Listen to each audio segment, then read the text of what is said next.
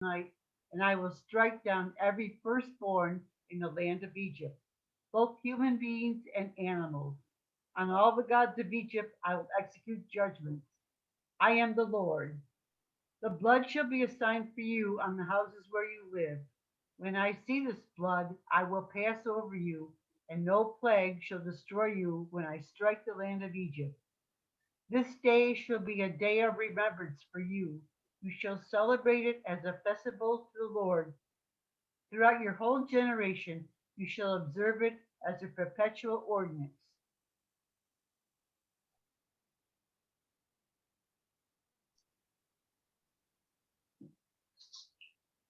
This, this evening we're reading the Lord because he has heard the voice of my supplication, because he has inclined his ear to me whenever I call upon him. How shall I repay the Lord for all the good things he has done for me? I will lift up the cup of salvation and call upon the name of the Lord. I will fulfill my vows to the Lord in the presence of all his people. Precious in the sight of the Lord is the death of his servants. O Lord, I am your servant. I am your servant and the child of your handmaid. You have freed me from my bonds. I will offer you the sacrifice of thanksgiving and call upon the name of the Lord. I will fulfill my vows to the Lord in the presence of all his people, in the courts of the Lord's house, in the midst of you, O Jerusalem.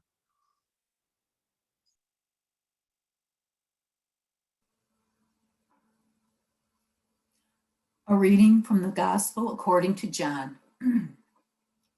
Now, before the festival of the Passover, Jesus knew that his hour had come to depart from this world and go to the Father. Having loved his own who were in the world, he loved them to the end. The devil had already put it into the heart of Judas, son of Simon Iscariot, to betray him.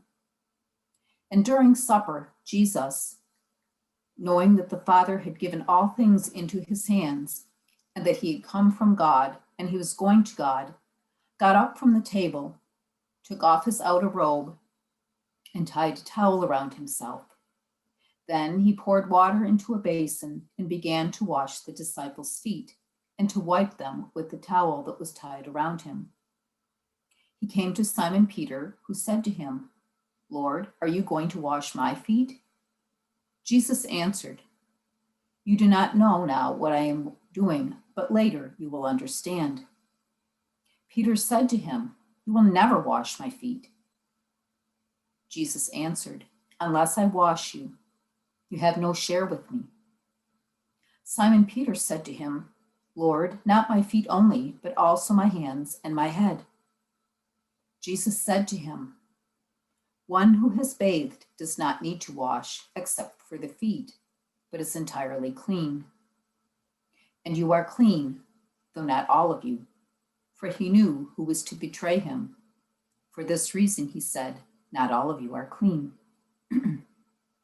After he had washed their feet, he put on his robe, and he returned to the table and said to them, "Do you know what I have done for you? You call me teacher and Lord, and you are right, for that is what I am. So if I, your Lord and teacher, have washed your feet, you also ought to wash one another's feet. For I have set for you an example, and you also should do as I have done to you. Very truly, I tell you, servants are not greater than their masters, nor are messengers greater than the one who sent them. If you know these things, you are blessed if you do them." Jesus said, "Now the Son of Man has been glorified, and God has been glorified in him. If God has been glorified in him, God will also glorify him in himself and will glorify him at once. Little children, I am with you only a little longer. You will look for me, and as I said to the Jews, so now I say to you, where I am going, you cannot come. I give you a new commandment, that you love one another. Just as I have loved you, you also should love one another. By this, everyone will know that you are my disciples if you have love for one another.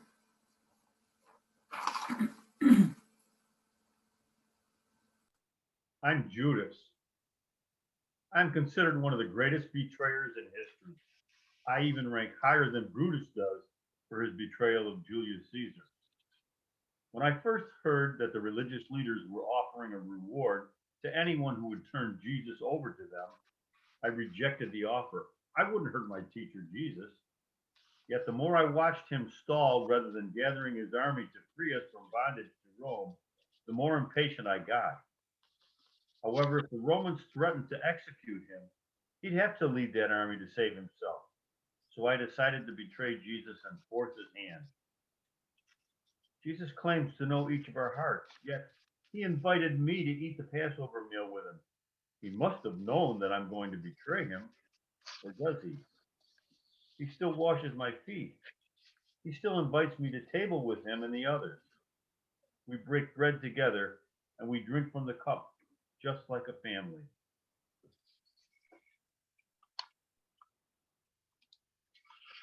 I am Peter. I love Jesus with all my heart, and I am honored to be part of his inner circle. I know that he is the Son of God, the Messiah. I am impetuous and sometimes speak without thinking. I am also sometimes afraid, but I mean well. When Jesus told me that I would deny him 3 times, I didn't believe it. I love Jesus too much to do that, but I did deny him 3 times because I was afraid. Jesus knew I would deny him, but he still invited me to be one of the 3 with him in the garden that night when he was arrested. He also asked me to eat the Passover meal with him and all the others. We all broke bread together and shared the cup just like a family. I am Nathaniel, also called Bartholomew. Although you don't hear as much about me as you do about some of the others, I am one of Jesus' disciples. Jesus called me when he saw my heart when I sat under a fig tree one day. I have believed that he was the Messiah since the very day he called me, and I was the first disciple to believe. But I struggle with fears of what the captor of Rome will do to me. So when Jesus is arrested, I joined most of the other disciples in deserting him. Jesus knows everything about me. He made that clear when he saw me under the fig tree. So he knows on Thursday that I and most of the others will desert him. But he eats the Passover meal with all of us. He washes our feet. We all share the cup and bread together like a family. Jesus eats the Passover meal with all the disciples, even though all except John will either betray him, deny him, or desert him within a few hours of the meal. He eats the Passover meal, but he also institutes with them a meal that is like no other. Jesus makes these unworthy people recipients of his grace and love poured out for them. Jesus asks them to be the first to remember his acts of love toward them through table fellowship. Sharing table fellowship is something unique to humans. No other creature eats its food together at a table. It's a place of connection. It's a place where we share blessings together in common. Jesus showed us that we're to share table fellowship with people even if they have betrayed us, deserted us, or denied us. The Eucharistic table is where we gather to share God's grace among us, to share the connection we all have with God and with each other through God. When we come to that table, we do so not only with those who physically come to the same table, But we do so with all those who come to this table in any church or who have ever come to this table before or who will ever come to the table in the future. We come to the table with those who've hurt us, who disagree with us, who've mistreated us. When we come to table with them, we do so having forgiven them, with an attitude of serving them, of doing for them whatever they need. Fellowship around the Eucharistic table works as it should when our hearts are pure, when we've forgiven others who share that table with us of whatever they've done to us. When we forgive others and come to table with a heart willing to serve them, we become fully open to receiving all the nourishing grace that Jesus has for us there. Most of us will never experience a friend turning us over to authorities who will torture us to death. We won't share our closest friends denying us on our deathbed to save themselves. Yet we do experience hurts from each other. We're called to forgive these hurts and maintain our connection with these people and God each time we come to God's table. When we do that, we share not only the bread and wine with them, but we share God's grace with them, just as Jesus did with his disciple, just like Jesus does with us. Grace nourishes us around God's table. The more we share that grace, the more we become open to it. The more we share grace, the more we also prepare our hearts for the day when all will share that meal eternally. At that moment, all the brokenness is gone. The meal, like no other, becomes unimaginably rich in its extravagance. Around God's table, forgiveness reigns. Jesus welcomes all of us, betrayers, deserters, and deniers. And he calls us to truly open our hearts to love and embrace them too. Amen.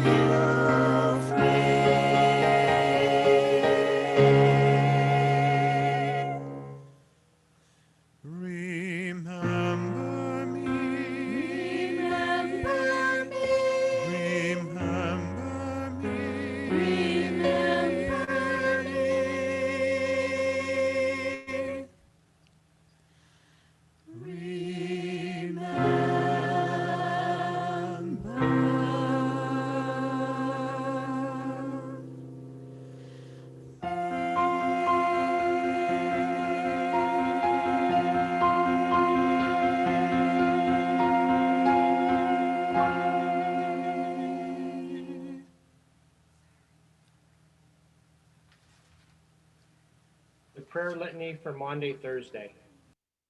You knew your hour had come. You knew your betrayer. You knew your enemies. You knew that the straw vote would not be in your favor, but you loved unto the end.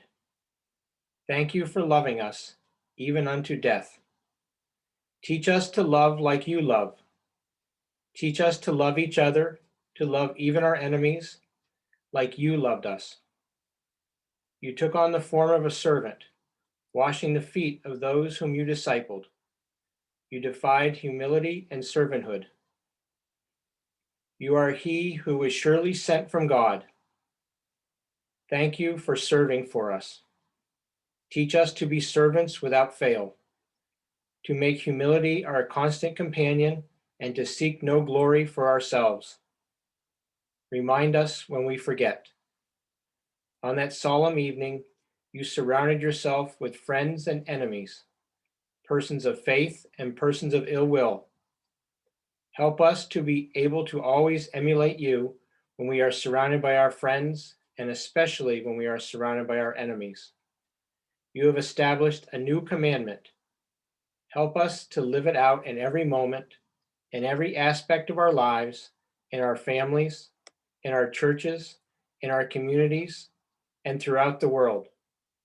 On this holy day, we gather to remember again the miracle that you performed in our lives. You have brought us into the marvelous light. At great cost to you, you have given us a new life and life eternal. Amen.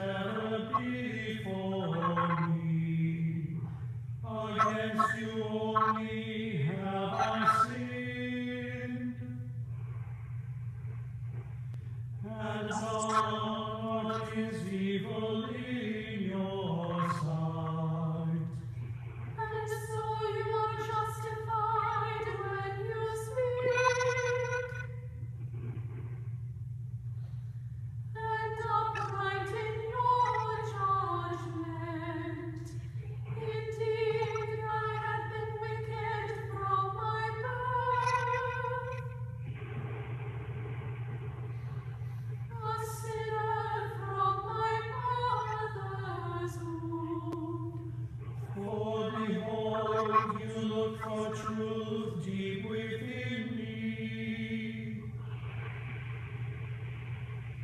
and will make me understand wisdom secretly.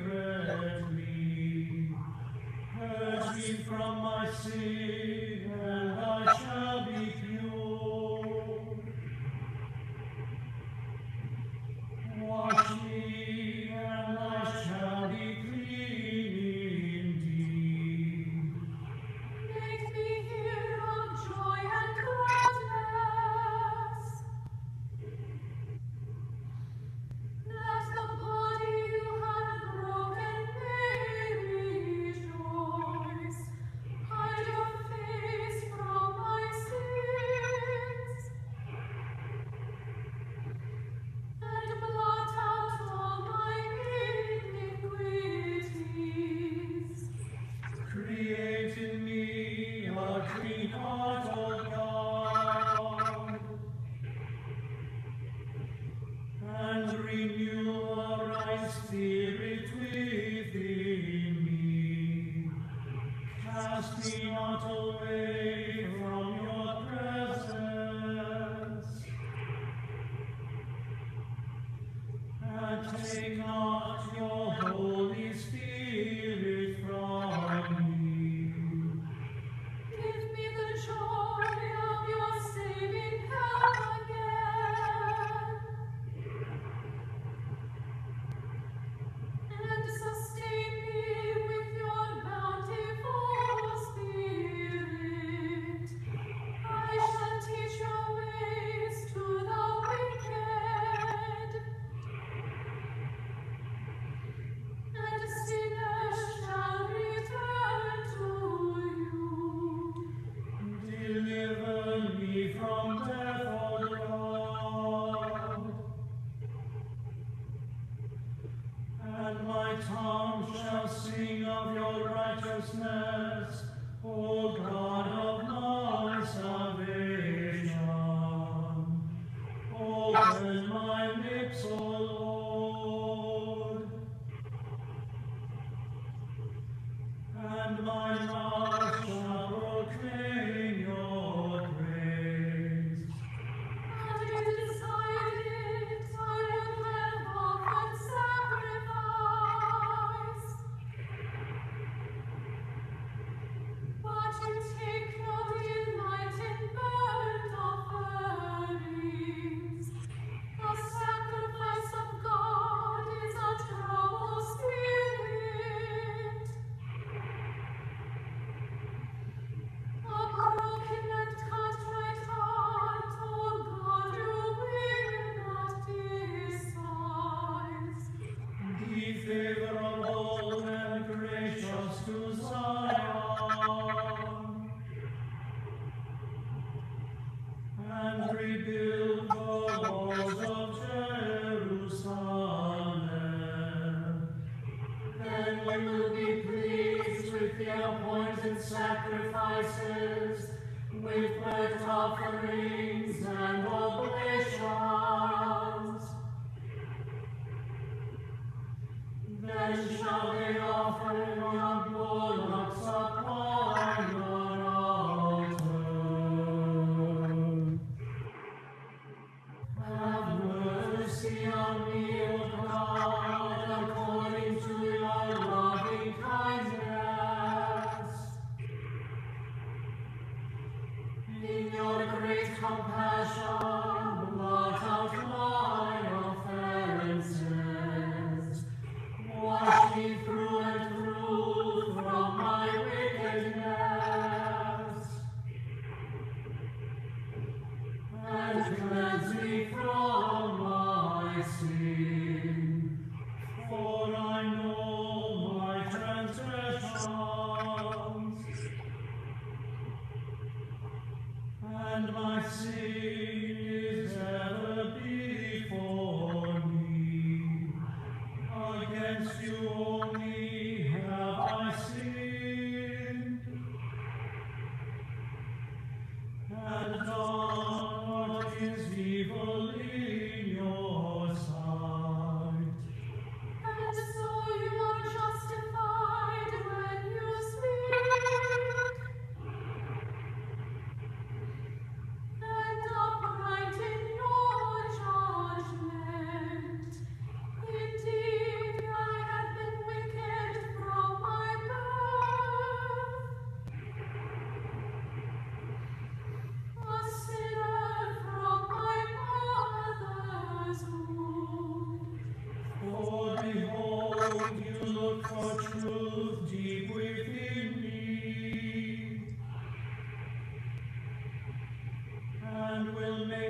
understand wisdom secretly. Purge me from my sin, and I shall be pure. Wash me, and I shall be clean indeed. Make me hear of joy and gladness. Let the body you have broken may rejoice. Hide your face from my sins, and blot out all my iniquities. Create in me a clean heart, O God, and renew a right spirit within me. Cast me not away from your presence, and take not your Holy Spirit from me. Give me the joy of your saving help again, and sustain me with your bountiful Spirit. I shall teach your ways to the wicked, and sinners shall return to you. Deliver me from death, O God, and my tongue shall sing of your righteousness, O God of my salvation. Open my lips, O Lord, and my mouth shall proclaim your praise. Had you desired it, I would have offered sacrifice. But you take no delight in burnt offerings. The sacrifice of God is a troubled spirit. A broken and contrite heart, O God, you will not despise. Be favorable and gracious to Zion, and rebuild the walls of Jerusalem. Then you will be pleased with the appointed sacrifices, with burnt offerings and oblations. Then shall they offer your